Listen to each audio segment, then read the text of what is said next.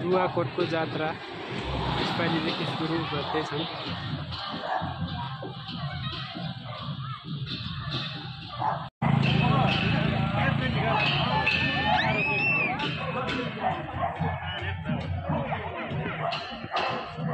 दुई 2082 साल वैशाख 2 गतेदेखि दुवाकोटमा जात्राको गणेश जात्राको सुरुवात गरिएको छ।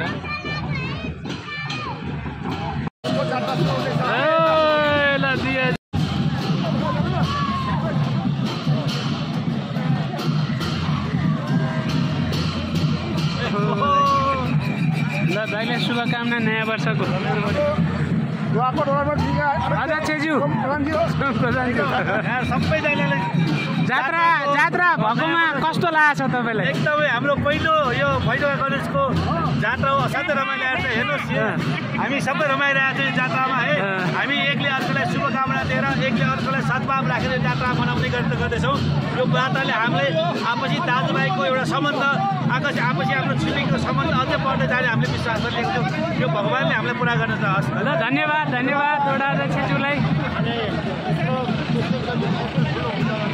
हाम्रो जात्रा विशेष हुनको किन गएको छ हामीले समावेशी गरेको छौँ।